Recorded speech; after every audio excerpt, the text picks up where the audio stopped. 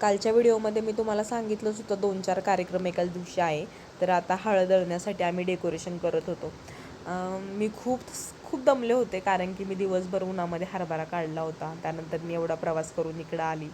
पण चेहऱ्यावरती थकवा न दाखवता डेकोरेशन करायला घेतलं, कारण की माझ्या बहिणीने माझ्या लग्नामध्ये सुद्धा खूप सारं छान डेकोरेशन केलेलं आणि आपलंसुद्धा कर्तव्यच पडतं. त्याच्यामुळं मी सगळं डेकोरेशन वगैरे करून घेतलं आणि या सगळ्या गोष्टी बऱ्यापैकी मला जमतात, म्हणून त्या सगळ्या माझ्याकडे सोपवले जातात.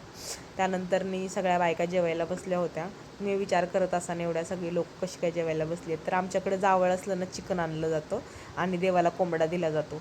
आणि व्हेजवाल्यांसाठी मसुराची आमटी भात असाच काहीसा मेनू असतो. आमच्या प्रत्येक लग्नामध्ये हेच असतं, ठरलेलंच असतं. गावाकडे काही काही लोक करतात बऱ्यापैकी वेगवेगळं त्यांच्यानुसार, पण जुनी लोक तर असंच करायची. डेकोरेशन वगैरे केलं. माझी बहीण मस्तपैकी हिरव्या कलरची साडी घालून आलेली आणि तिनेसुद्धा तिचं फोटो सेक्शन आवरलं. आम्ही थोडीफार हळद दळून घेतली.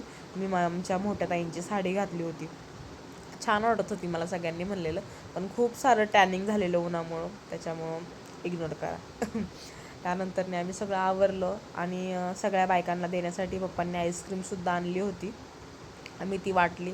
त्यानंतरनी माझ्या सगळ्या आत्या राहिल्या होत्या आणि आत्या राहिल्यानंतर आम्ही सगळीजण आमच्या वरच्या रूममध्ये झोपायला जातो आणि खूप मस्ती करतो. खूप कॉमेडीत. माझी एक आत्या आहे बदालवाडीची आणि मंगरूळची आणि नायगावची. ह्या तिघीजणी जरा जास्तच कॉमेडीत आणि जरा मजा येते.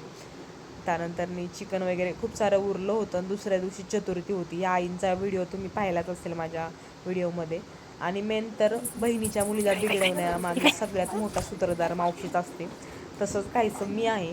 आता जर हा व्हिडिओ तुम्ही पाहिला ना, मला खूप शिव्या खायला लागतील. हिला फॅप्सी चालू लागली म्हणत होते मम्मीला, अजिबात सांगू नको. तर भेटू नेक्स्ट व्हिडिओमध्ये. बाय.